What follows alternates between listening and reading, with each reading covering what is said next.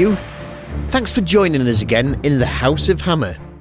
If you're joining us again, and if it's your first time, there's no way I'm giving you a recap of everything we've covered, because it all started in 1934, and we're nearly up to 1954 now, and I'm bound to miss something out.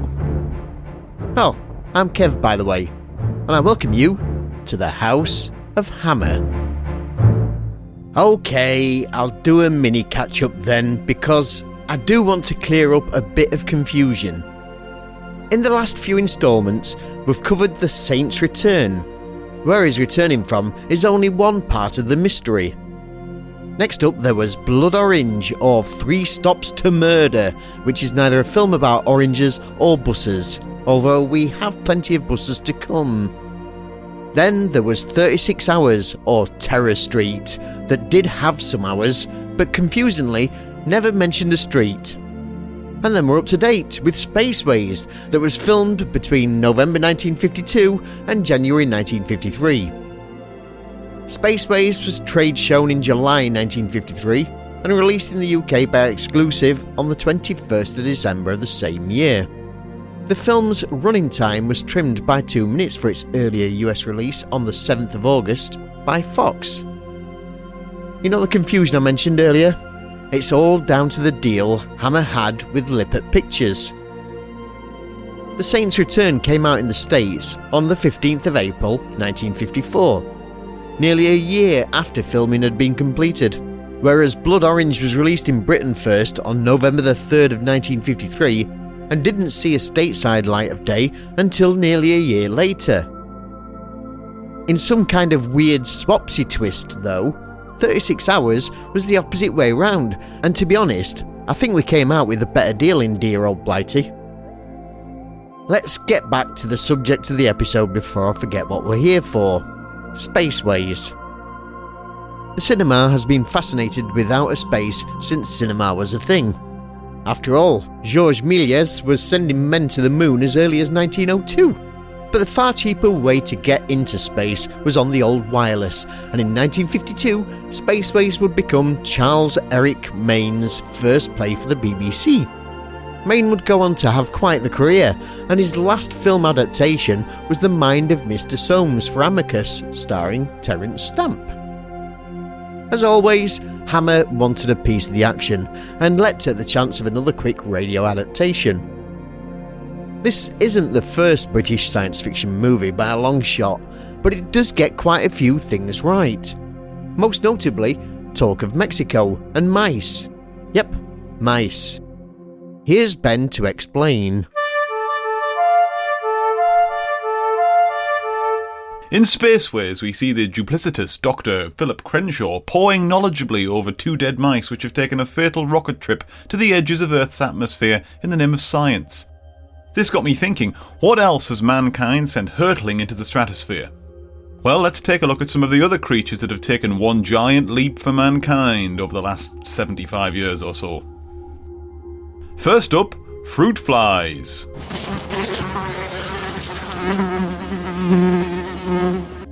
On the 20th of February 1947, fruit flies became the first living sentient organisms to go into space, as well as to return, which means, in many ways, they paved the way for human exploration. Scientists began using fruit flies for research as early as 1907, as humans and fruit flies share many genes. Years before sending mammals into space, scientists studied the common fruit fly and its reactions to both radiation and spaceflight to understand the possible effects of space and a zero-gravity environment on human beings. At the height of the Cold War and the space race, flies were sent on missions to space with great frequency, allowing scientists to study the nature of living and breeding in space.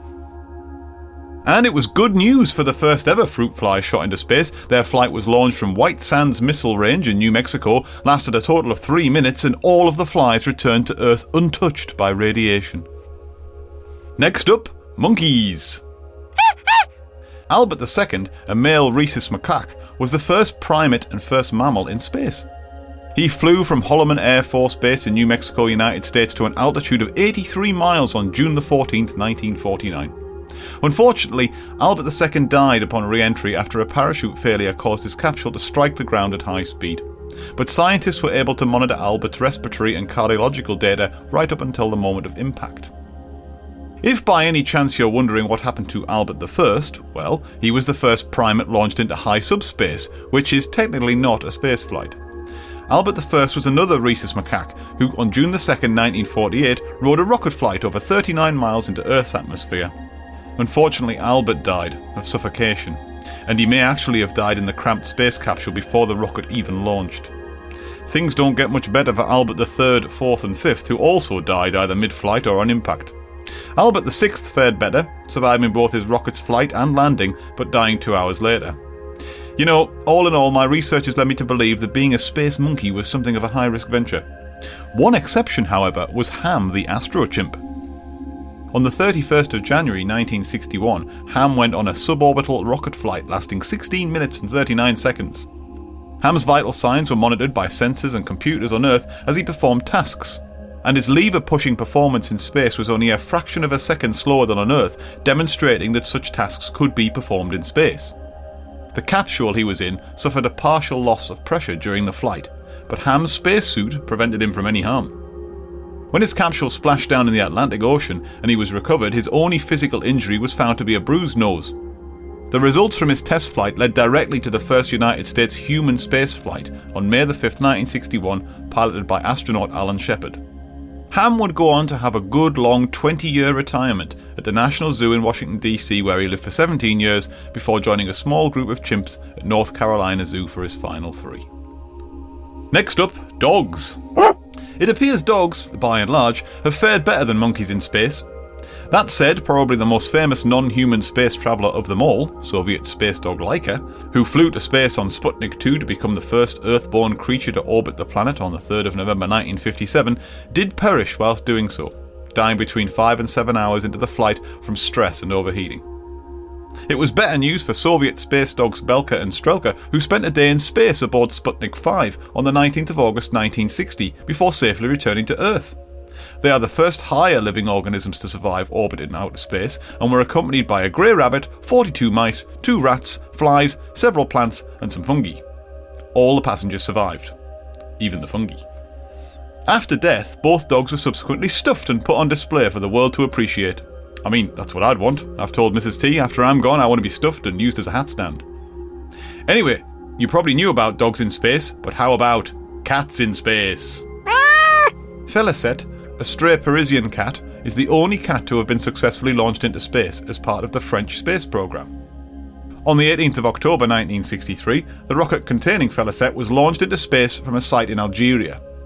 The mission was a suborbital flight that lasted 13 minutes, reaching a height of 94 miles and subjecting the cat to 5 minutes of weightlessness. Upon returning to Earth, the capsule was recovered safely, and the mission made her the first cat to reach space and survive space. Felicet was killed 2 months after the launch so scientists could perform an examination of her brain. But it's not all bad news. Several former French colonies have created stamps to commemorate the flight, and in 2017 a crowdfunding campaign was started to raise money to erect a bronze statue of Felicet to commemorate her contribution to science. The statue was unveiled on December 18, 2019. It's 1.5 metres tall and depicts Felicet perched atop Earth, gazing up towards the skies she once travelled. And finally, frogs in space!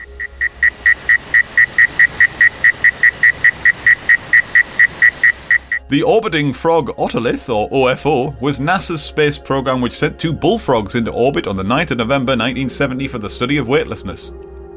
Bullfrogs were chosen for the study because its inner ear labyrinth is very similar to that of a human being. Since it's amphibian, water could be used to serve to cushion the vibration and acceleration of launch. The OFO experiment lasted 7 days in orbit, at which time the onboard battery failed. Recovery of the spacecraft hardware were not required, so to continue what has become a running theme here, I can confirm 2 frogs died as part of this experiment. Now, before we end, a passing mention for some other animals which we've also sent up to space. These include guinea pigs, spiders, fish, rats, tortoises, sea urchins, moths, shrimp, jellyfish, ants, and a squid. All of which I'd argue shows a real lack of ambition from those NASA lads. Where's the space giraffe? The astro hippo? Or the space sharks? Nowhere. That's where. Not even a space cow. Space. Where no one can hear you.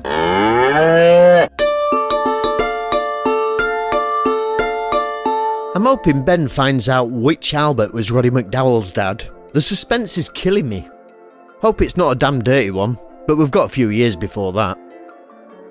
Once manned rockets became more viable than ever thanks to Operation Paperclip, by the fantastic 50s, cinema was awash with a deluge of science fiction. Most of it now looks more like science fantasy than fiction, and not even a lot of the science in it either. Strangely enough, and more often than not, the spacecraft of the silver screen would be landing here and not going the other way, which makes Spaceways a bit of a blip on the old radar. And it had a 2-year head start on Walt Disney's Man in Space. But as far as the real space race, whereabouts was Britain?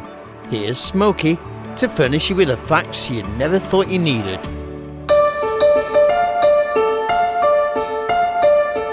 A teacher is stood at the front of a classroom.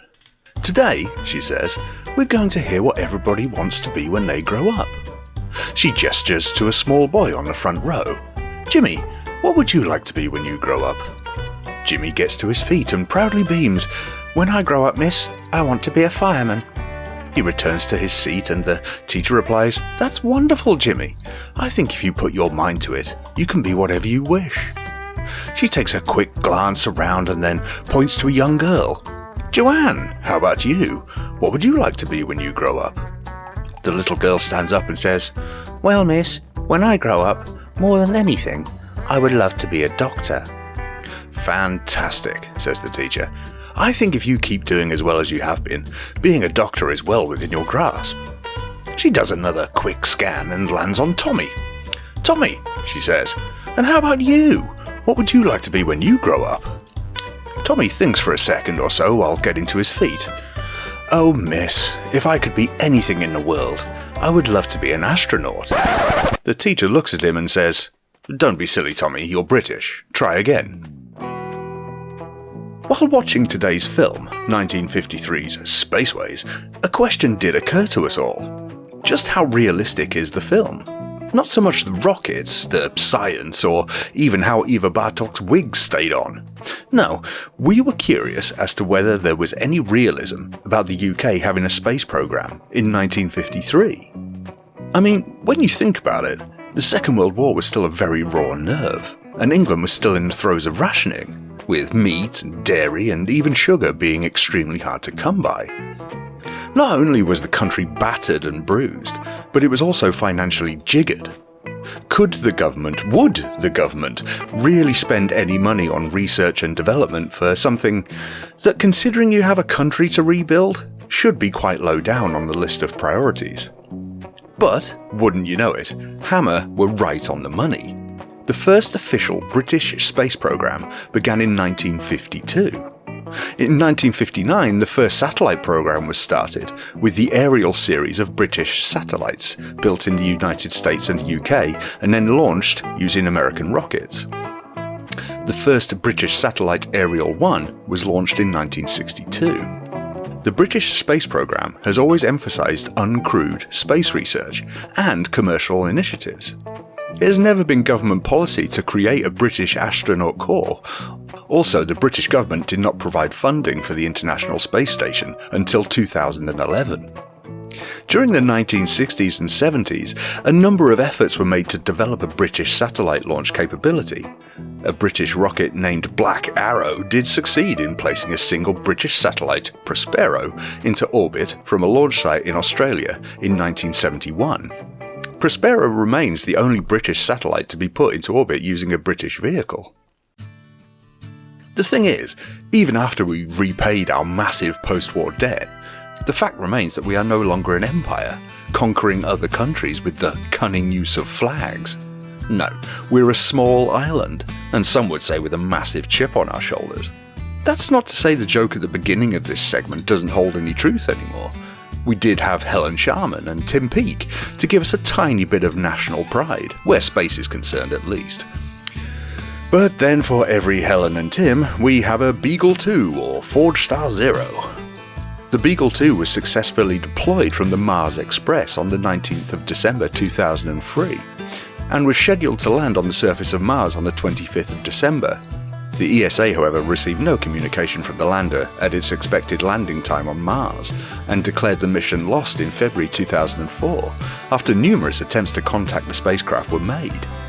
The Beagle 2's fate remained a mystery until January 2015, when it was located on the surface of Mars in a series of images from NASA's Mars Reconnaissance Orbiter.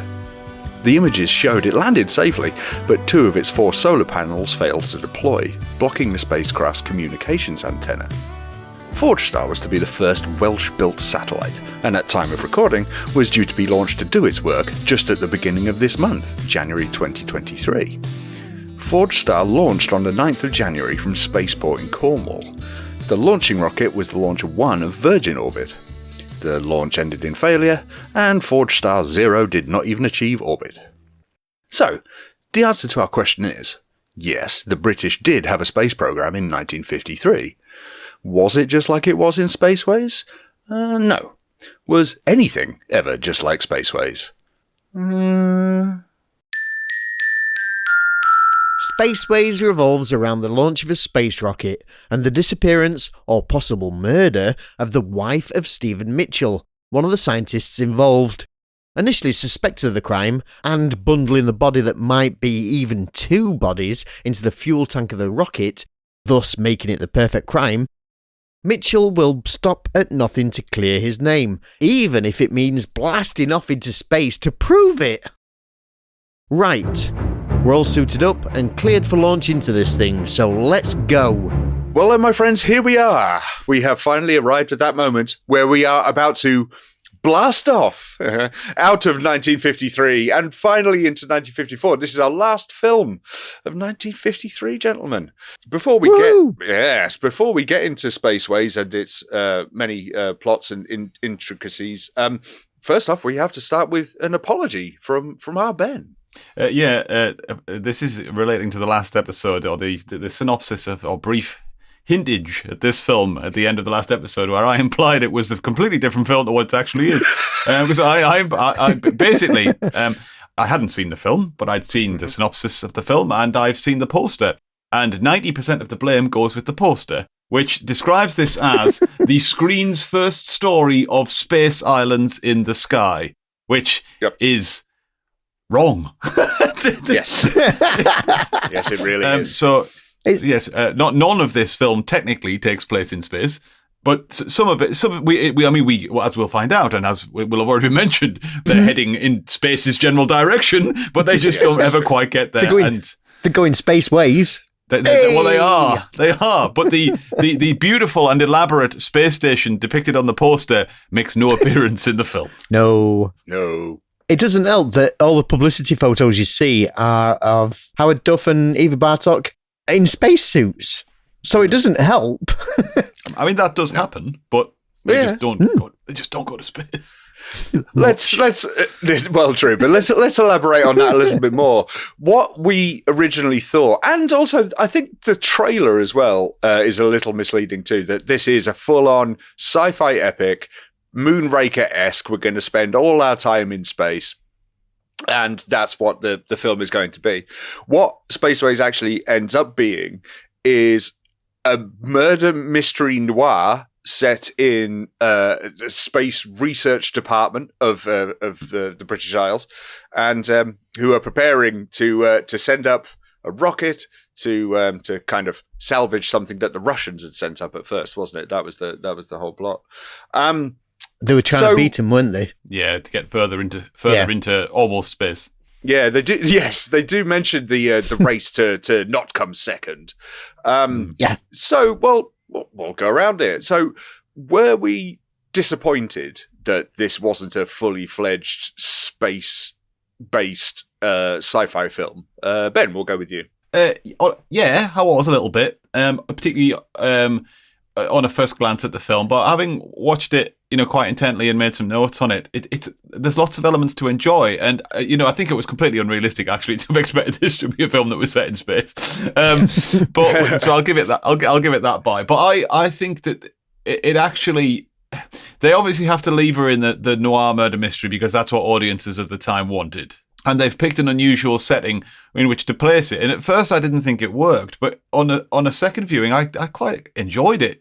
And because I think what I would say is that a lot of the elements are there. They're maybe just not quite in the right order or with the right emphasis. So the investigator who comes in to investigate the disappearance of the people who are crucial to this rocket and the plot, that's actually quite an intriguing development. But I think they could have made the whole film about that and made basically that the initial bit, the science, which is all very interesting, the actual rocket science explained for idiots. Yeah, which was lucky. Yes, exactly, because there were three of them here. And the love sort of quadrangle, that was really of no significance. I think it could have been sort of really put to the background, but whereas that was the focus, and it's actually the least important point of the plot, I think, or it should have been if I was making this film that way. So yeah, to answer your question in a very long-winded way, yes, I was a little bit disappointed, but I did feel as though it rescued itself with some of the elements that were left. Kev, were you disappointed? I love sci-fi more than anybody else in this room. So you've got no idea the depths of depression I hit when I started watching this film and thought, oh, for Christ's sake, we're not up in space at all, are we? We're still plodding around a base in Surrey instead. But now, like Ben, once I started watching it, I thought, actually, I'm quite intrigued now, and I want to see what happens. I want to see if we get bodies floating around in space or not. This is actually quite interesting. And I was quite happy with it by the time it finished, because the way that it races towards the end, it gets to be quite a nail-biting finish. I really enjoyed it. Oh, my word. I have never been so glad by a reaction from you two from all of the films we've done. Because when we, behind the curtain for the listener, when we talked the other night, because I'd watched the film and you guys had as well. And when we were talking, I didn't give any inclination of how I felt about this. And I'm thinking, oh no, it's going to be one of those where I really like it and those two hate it. And I was kind of dreading this a little bit. Yeah, again, I know. Whispering Smith all over again. For my question, to answer my own question, I will say that I wasn't disappointed that it wasn't wholly set, in a sort of space drama. I was, expecting more than what we got, because frankly we didn't get any. But then it's, you piece it together with what we have viewed, especially over the last, 6 months. Hammer are fully into their noir. So it shouldn't be a surprise that this one is going to be one too. But what I thought, and also I've been reading online, is something that everyone seems to hate, especially the guy who wrote our encyclopedia, because we always disagree with him. He's going, they're doing a noir with a space setting. And it was like, yeah, that's a really clever idea, because I've never seen it. It is. Very forward looking. Yeah, absolutely. But what we get a murder mystery with a space setting. And that's a really clever idea. And I really like that. And there was just, I think Ben had it right that there was a missed opportunity in the fact that start the film off that Mrs. is already dead and bring in the investigator straight away after the sciencey bit. And then, because the start is a little bit slow. I don't know if you guys agree. Yeah, but you do get to see a bit of the absolute witch and harpy that is Steve's wife. So that's always a bonus. Yeah. Oh, my word.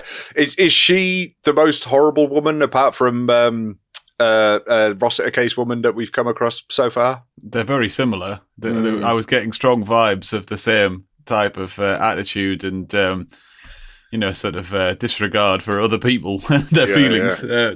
They're on a par. Yeah, they are. When was the last time you were called a slave in a white coat by your wife? I don't wear a white coat, so... And I don't wear a wife. What was her name? Sheila Burrell, that was her name. Yes, she's been in a couple of things that we've seen, and she's been rather nasty. But I think we have a new Cecile contender. Chevreau in this one, isn't it? Yeah, and she's horrible from minute one. She is, and she doesn't stop. Nessa. Oh, she's great. Well, she does eventually. Yeah, the way that she runs skillfully onto that bullet. Yeah, I mean, I think going back to the question that you asked a couple of minutes ago, about the opening sort of, I don't Yes, know, whatever yeah. it is, 20 minutes. I think I mean, you picked up on the point that I'd made, but when making that point yourself, but I think it's just another example of all the elements were there. They just weren't quite in the right order. Because I think everything that's in that opening 20 minutes is important, but I don't think we necessarily needed, repeated stock footage, as great as it was, of rockets taking off. A fantastic use of stock footage. But I kind of got the film opens with a stock footage of a rocket taking off, and the Spaceways font is very futuristic, and you think, oh, I'm right in this. I don't then need that reiterated necessarily repeatedly for 20 minutes, in the way that it was. But I can understand why they did what they did. But like you, I would much rather it started with the investigation, because one thing that happens obviously with the investigation is it is revealed slightly later in a bit of a jaw-dropping moment that the person doing the investigating, kind of what he says he's investigating isn't the most important element of the entire scenario. Yeah. So we get this kind of, ooh, that's quite exciting, that he's not quite, even the investigator isn't quite who we thought he was. And that could have been the main fulcrum of the film, whereas actually that comes with about 10 minutes to go, which is another criticism we've made several times over the episodes of these early Hammer films, is that too much of the action or what is packed into the last 10 minutes. And in this case, I agree with you both. The last 5 minutes is tremendous, but it does feel as though it's all happening very quickly, and the complete U-turn at the very end is laughably rapid. Well, a literal U-turn. Indeed, yes. I chose my words carefully there. Hey! Well, Ben, the part about Mr. Smith that I love the best, Mr. Smith is the guy that's actually investigating, because he's brought in because we've got our doctor that's gone missing. Dr. Smith, please. Dr. Smith. Yeah, Dr. Smith. But he's obviously not a doctor. He's definitely a flatfoot. He's just there as military he didn't intelligence. go for 7 years training in a Belgian medical school to be called Mr. Sorry, I couldn't resist that. So Dr. Smith, he's definitely just there as military intelligence, which is an oxymoron in itself, but he's there's military intelligence investigator, and it's pretty obvious right from the start that he's no idea what any of these people are doing, but it's interesting watching how he shakes it up as well. His methods are really not unsound, but very off the book. You know what I mean? It's a bit like Columbo, where you don't exactly get what he's doing until about halfway through the scene, and then you go, you smart cookie. It's actually really well written. I do like this character. I, for one, would have been all in favour of a series of Dr. Smith investigates various science-based mysteries. I'd love that, because he's even got his little quirk, because he's on the snuff. Yeah, that's his thing. Yeah. I mean, I'm glad we're agreeing on this. I think Alan Wheatley, who plays Dr. Smith, I think he's the standout performer in this film. Tremendous. I thought he had the right the kind of the attitude, the way to play this part, and I thought he did it incredibly well. And we've mentioned off mic that we were for once impressed with Michael Medwin, which we'll come to. Yeah, he was really good, really well cast, and he really played it like understated. Given how over the top we've seen him in other things. Yeah, insufferable. We'll get to that in just a moment, but I mean, I wanted to highlight the fact that Howard Duff and Eva Bartok, I think, are actually good as well. I don't think they're spectacular, but given what they have to do, because Howard Duff is kind of he's given a kind of thankless task, isn't he? He's kind of an emotionless robot American who he's there to serve his mission. He's there, and she is granted she's a professor, very forward thinking for 53, which is great. Yes, and she does it well. But for me, the standout performance is Alan Whitley. I thought he was fantastic in this. I didn't think there was a weak link in it, acting-wise, to be honest. I didn't. None of it. I sat there and thought, oh yeah, I thought you're a bit distracting because you're not particularly convincing. I thought acting-wise it was pretty solid. Yeah. Oh, and Kev, your man crush of Hugh Moxey reappears, so you must have been. Oh, happy. I know. Simon Cherry. Oh my! It was great because I thought, this gives me enough time to actually spot up and watch Simon Cherry again, just in case, and see if anybody else turns up.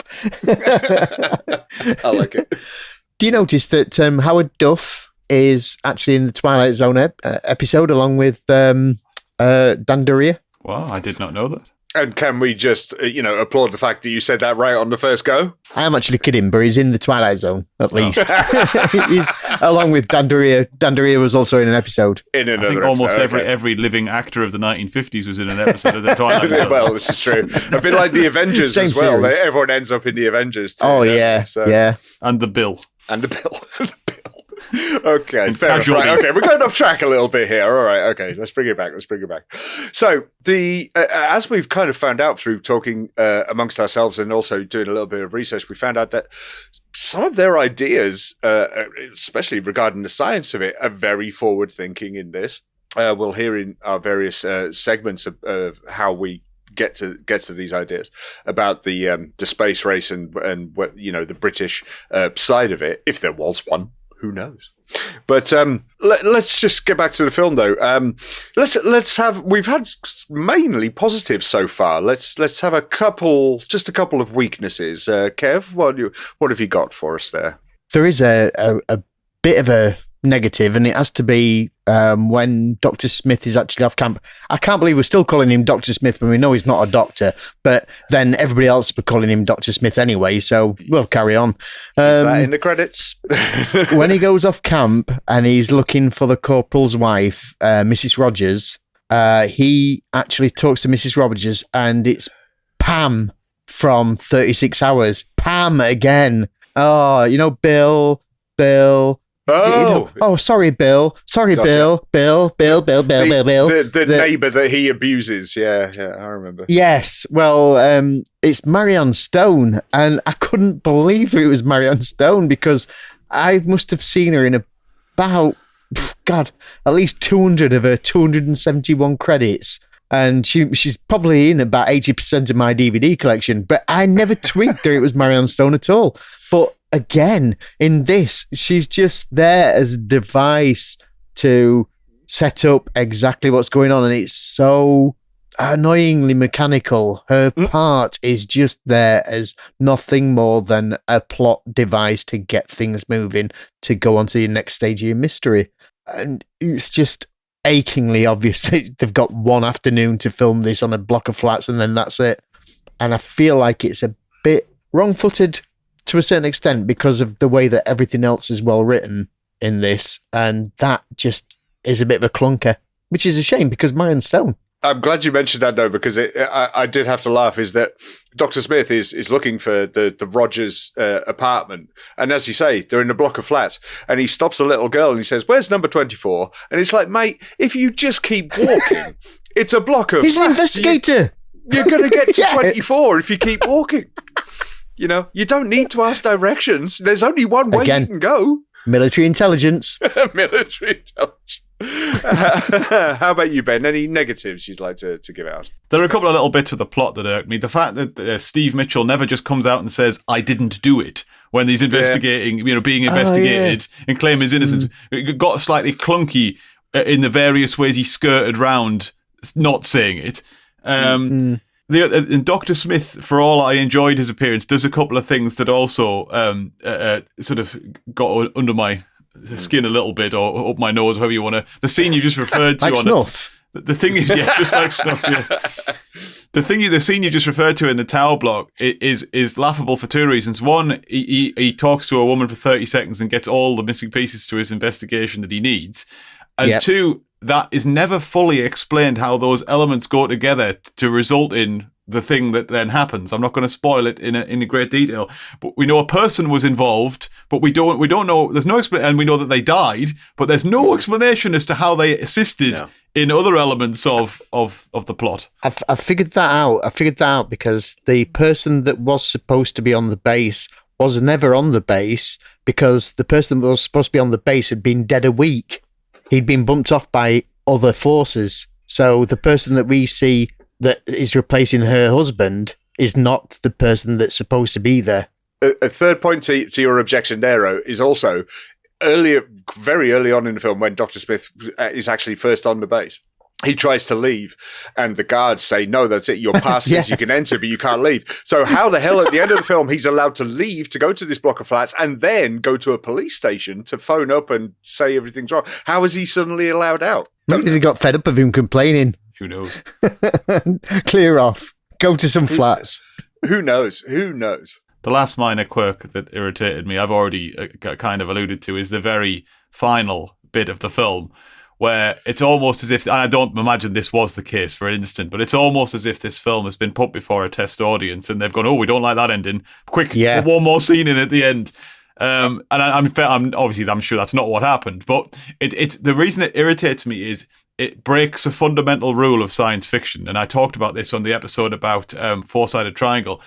The end of the film, and I'm not spoiling this for the listener, I don't think, but they decided they're going to have a manned rocket flight into space or into the fringes of space, and they're very big on sort of, "Oh, we've only ever tested this on animals. We've never, it's never worked. We've never done this. We've never done that." In science fiction films, you always pay when they say things like that. You always pay a price, and the end of this film alludes to the fact that they may not pay that price. Well, then I am glad to fill you in with this little bit of knowledge, Ben, because I found it in the deep recesses of the internet, is that it was the American audience didn't like that they were heading towards impending doom. And the test audience says, no, you have to leave us with a happy ending. So I was right then. In fact, I didn't think that would be plausible at that particular time. I didn't think so either. That makes more sense. Yeah. Turn this wheel, because it turns this rocket around. Yeah, that was rock solid a minute ago, and he's only got one working arm. I know, but did you see how he was turning it? He was turning it righty-tighty first time, then he did it lefty-loosey, and look what happened. Suddenly, everybody's going home. I think he got the space WD-40 out.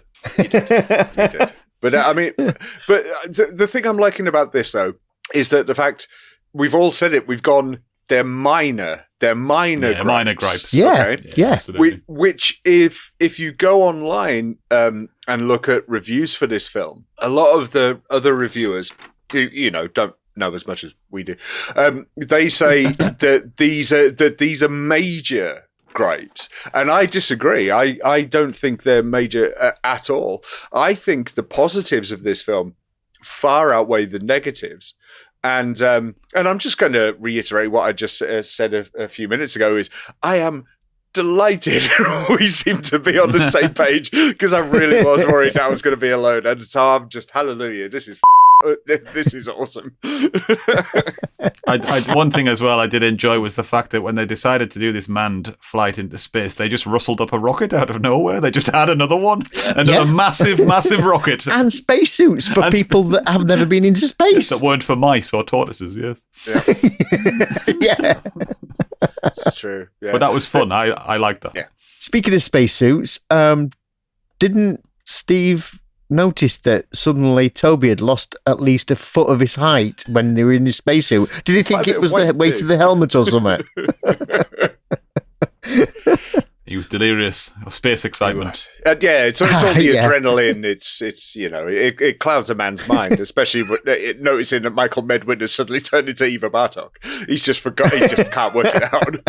He's nervous. He'll have steamed up the inside of his visor. There you go. And yeah, exactly. And if he had known it was her in the first place, then he would have been distracted in a completely different way. So and his visor would definitely steam up then. Yeah. Bang! I know mine did. Okay, so I think we've done well. Before we go on to our final thoughts and the ratings for this, I do know that Kev has taken copious notes, and I think Ben might have a few too. But before we go on to the final thoughts and ratings, what else would you like to get off your space chest there, Kev? Favorite lines, because there's some great lines in this. Okay. There's some that are real clunkers, but there's some real pearlers as well. Yeah. For mine, it has to be Philip, who we've not really spoken about. Philip the heel, who is the dastardly Philip. He says to Vanessa when they're snuggling up, "We've taken quite enough chances as it is." And it sets up, at first you're thinking that it's possible that he's just talking about, him going behind his her husband's back. And then it turns out that it's actually something quite different. And it is, in fact, this whole spy plot. And you think, oh, that's really clever. That's a nice sort of twist on, what you think is actually a menage a trois thing, and it's not at all. I love quadrangle. Yeah, I love rhombus. Yeah.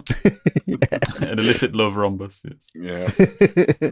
Ben, how about you? Got a favourite line? Yes, it's from a scene featuring Philip, and it's when Nessa, the woman he's having an affair with, because I think what amused me is that Philip is quite an unlikely hunk.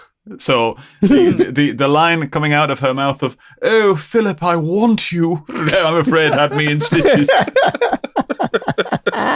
I say for 53, that's quite salacious. It's very quite tasty. racy. Yeah. It was said with a certain tone. It wasn't, it was very sexualized. Yeah. The way she said it. Oh, no. It may not have come across in my impression there. But. She was all about the rocket. Yeah, at that point. Yeah. Actually, thinking about it, Philip and Vanessa are a pair that really do deserve each other. As a couple, Yeah. I mean, he's got absolutely no redeeming features, and she's an absolute harpy. So she's horrible. Perfect. She is horrible. I didn't write the line down, but a line I really did enjoy is when they're the engineers, are being introduced, and they get to Michael Medwin, and they sort of say, "Oh, it's you that's responsible for the fuel." And he says, "Yes, it's so many hundreds of tons of peroxide, and I think I'll create a lot less blondes in the world, sir." And I just isn't he obsessed with blondes? Yeah, he is. But I just thought it was a nice little line. He's definitely obsessed with blondes. Yeah, definitely a great line. Also, just before we finish, there's something that really means something to Smokey, probably to Ben as well, but definitely to Smokey. And it is Philip Lever, who plays the elderly professor, the one that's actually the head of who is a really good character again. He's great. He's very set up.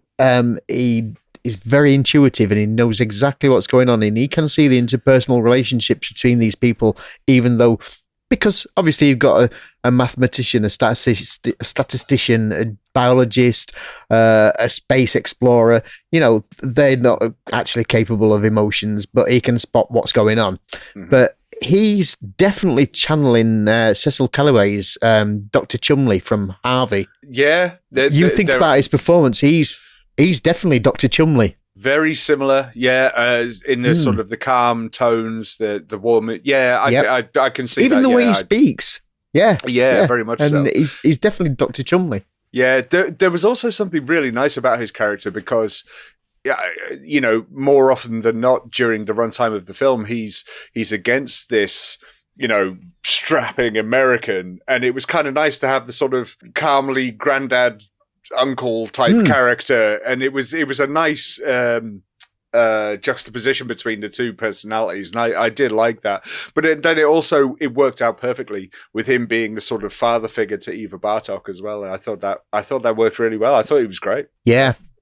I can't disagree with that, Kev, at all. Oh, well, this is wonderful, lads. I am beyond delighted. And this is, of course, before we get to your ratings, where I might hate you a bit more. So, all right, Kevy, we'll start with you. Final thoughts and a rating for Spaceways, please, my friend. Final thoughts. I loved the amount of detail that they do put in this, even though they do absolutely drop the ball when it comes to the difference between the rocket that we see in the models by Les Bowie and all the designs, as opposed to the rockets that we see getting launched that are completely different and make no attempt at looking anything like it.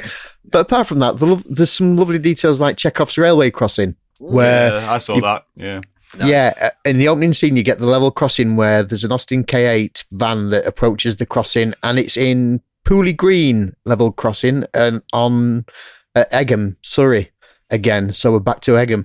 But yeah, there's that whole thing where you set up with that, and then this becomes quite an important piece when it's starting to get nail biting later on in the film, and it's little sort of sprinklings of fairy dust that you wouldn't expect from something that is primarily just, sort of throwaway second feature stuff, really. Mm-hmm. It was ahead of its game as far as space films are concerned. I mean, it's 3 years before Disney do a film about going into space when they do a film going to the moon. Very few films actually approach space flight at all at this particular spot. There's plenty that has loads of invaders from Mars and stuff like that. There's plenty coming to us, but not the other way around. And it's probably more science fiction, really, than it should really be rated for. But yeah, it's got cool spacesuits, and if it were on Blu-ray tomorrow, I'd give them all the money I could. But saying that, that's not going to be a great deal because, look, I've got my weekly pop cart to pay for, so... So how about a rating out of 10, my friend? 8 out of 10 for me. There's a couple of bits that it could have probably ironed out a bit better, but let's face it, they filmed it within, 2 months? So, yeah, fair enough. Wonderful, wonderful. Okay, Ben, you're up next. Yeah, I enjoyed it. I going back to the rocket design, it did make it look like someone had said, "I want you to make a brilliant aeroplane, and we'll just point it upwards," which was fine.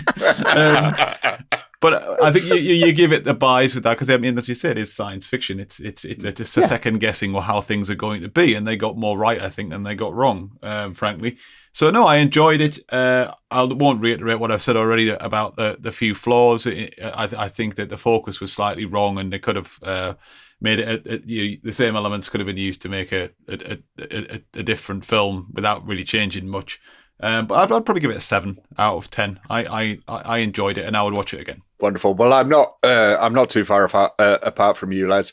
Once I realised what this film was, and it was a murder mystery, but set inside this space research facility that turns out isn't a murder mystery. It's like, I mean, that blew my mind. I mean, I thought that was such a great device to use.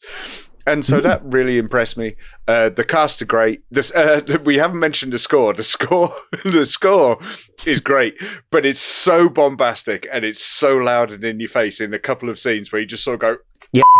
You just turn it down a little bit. You don't need to go that far. But apart from that, it's I thoroughly enjoyed this, and I think it's a barometer that we need to use more and more from something Ben said a couple of episodes ago, which is this one going to be memorable? And it really is. And to agree with you both, I'm more than happy to watch this again, and I'm going to give this an 8 as well. I think this is a great film, and we haven't had a real proper great film in a few episodes now. We've had some good ones, but in my personal opinion, this is the best Hammer film in a long while. And as I say, it just goes to show that we really disagree with the guy who wrote the Hammer Encyclopedia, because he obviously doesn't know what the hell he's talking about. So yeah, I think what a cracking film. 8 out of 10 for me. Well, there you have it. Despite Variety calling it a mild, talky and over-lengthy melodrama, and Monthly Film Bulletin proclaiming it a dull and shoddy affair, we still enjoyed it. Pfft, critics.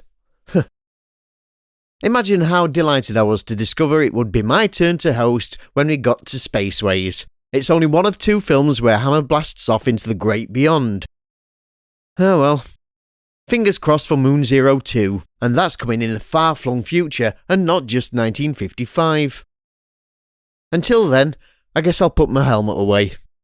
If you've got any information regarding the whereabouts of Albert the 32nd, or just feeling generally chatty, why not get in touch with us at househammerpod or email us at scream@houseofhammerpodcast.com. There's a variety of ways you could help us keep the lights on too. You could always sign up to our Patreon, where there's a wealth of bonus entertainment at your fingertips. There's also a spectacular range of merch, though there's still no spacesuits yet. We're always happy when you share the love by reviewing us on Apple Podcasts too, and that costs nout. The links for everything are in the show notes. Hopefully you can join us next time when Smokey guides us through murder and trumpets and jazz. Or maybe just Smokey murdering jazz trumpets. So until then, it's goodbye. From me, Smokey. From me, Ben Tillison. And me, Awesome Kev Moore. I'm still waiting for it to catch on.